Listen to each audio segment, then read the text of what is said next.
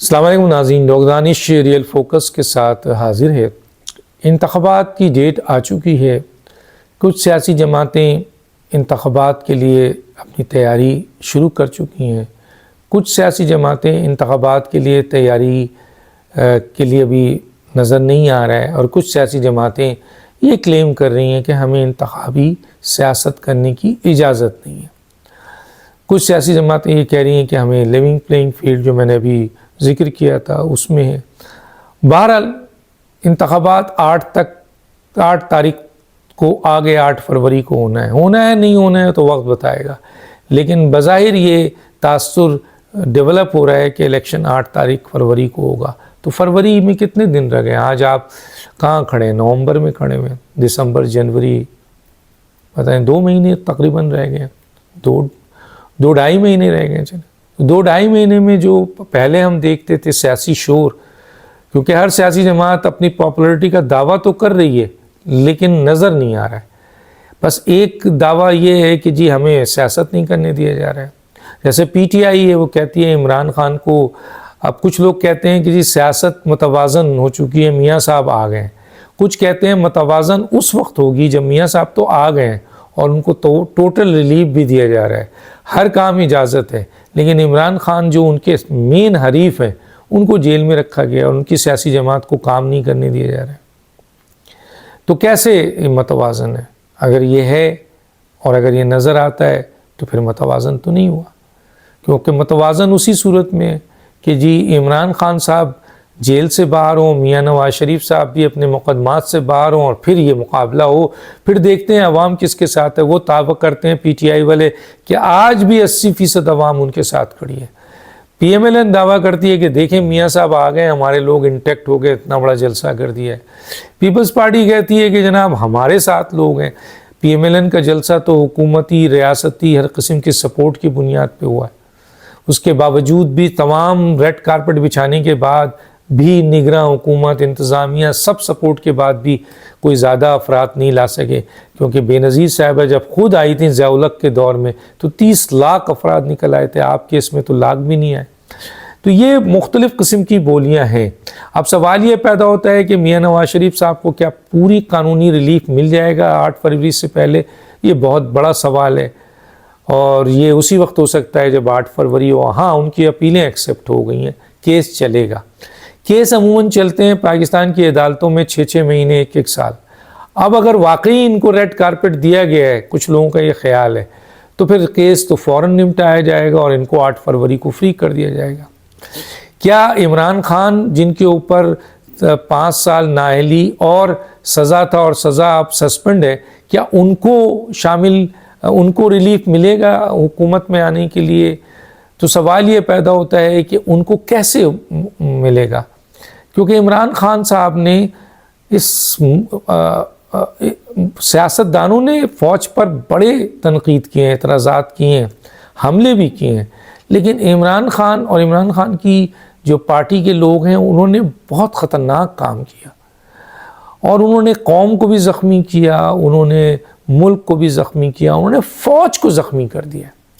اب کس طرح فوج جو 9 مئی میں بری طرح زخمی ہوئی تھی، جس میں ان کے اہم ترین جگہوں پر حملے ہوئے، قبضے ہوئے، جلاؤ گرا ہوا، ان کے شہیدوں کو رسوا کیا گیا، جلایا گیا، ان کے شہیدوں کے مجسموں کو توڑا گیا، ان کے ریزیڈنشل ادارے اور آفیسز پر حملے کیے گئے، بڑے بڑے GHQ، یعنی آج تک پاکستان کی تاریخ میں کسی سیاسی جماعت نے اتنے اختلافات، فوج سے ہیں ان کے اختلافات، لیکن وہ عمل نہیں کیا۔ تو بیسیکلی فوج تو بہت زخمی ہے۔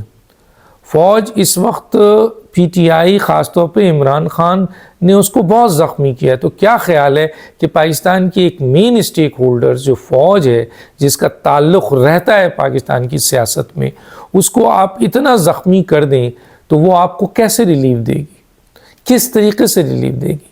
چلیں جی، آصف علی زرداری نے بھی فوج کے خلاف بولا، نواز شریف صاحب نے بھی فوج کے خلاف بولا، اور سیاسی جماعتیں بھی فوج کے خلاف بولتی ہیں، لیکن جو عمل عمران خان اور عمران خان کے ساتھیوں نے پی ٹی آئی کے پلیٹ فارم سے کیا ہے وہ اتنے خطرناک ہیں کہ کوئی یہ تصور نہیں کرتا. ابھی آپ لوگوں سے پوچھو جو لوگ ہیں سیاسی تو چلے مخالفین ہیں، لیکن عام لوگ بھی یہ کہتے ہیں کہ یہ عمل اگر جاری رہتا تو پاکستانی فوج کے ساتھ کیا ہوتا، اور اگر پاکستانی فوج کو نقصان پہنچتا ہے تو ملک کو نقصان پہنچتا ہے.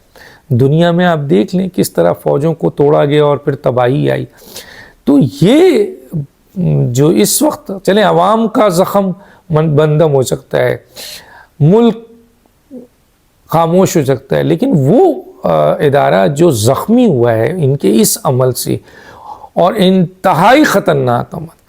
حالانکہ عمران خان اگر عدم اعتماد کی تحریک کے بعد لوگوں کا خیال ہے، بہت بڑے بڑے تجزیہ نگار کا، اگر عمران خان عدم اعتماد کی تحریک کے بعد واپس آتے اور کہتے کہ ٹھیک ہے جی حکومت ہماری 3 سال 7 ماہ چلی، آپ نے غلط چھینی، ہمیں 1 سال اور دینا چاہیے تھا، اس پر عوام میں جاتے، اعتراض کرتے، لڑتے جھگڑتے، عوام کو موبلائز کرتے.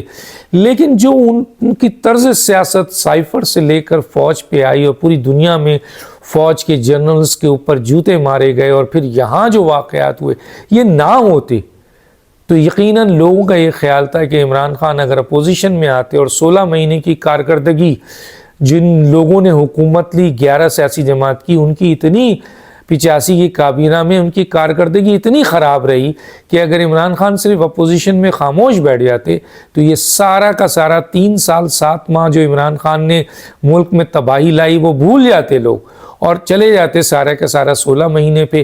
اور 16 مہینے کی بنیاد پہ عمران خان صاحب کو بہت بڑی وکٹری ملنے کی امید تھی.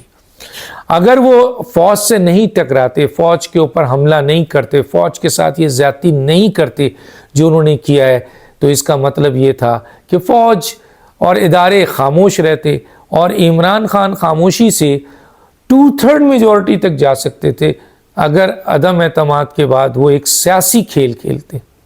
لیکن ان کا کھیل سیاسی نہیں رہا، ان کا کھیل ملک کے خلاف رہا. ایک سازش کے تحت انہوں نے کام کیا، اور خاص طور پہ فوج کو توڑنے کی انہوں نے کوشش کی. اور فوج پہ جتنے بھی حملے ہوئے، چلے زندہ فوج پہ حملے ہوں تو آدمی، لیکن وہ لوگ جنہوں نے اس ملک کے لیے جانیں نچھاور کی ہیں، ان کی شہداء کی تصویروں کو، ان کے مجسمے کو، ان کی باڈیز کو لان تنان کرنا، اس پہ مثلا توڑنا، اس کی تضحیک کرنا، کیسے دنیا کی کوئی فوج اس کو برداشت نہیں کرے گی.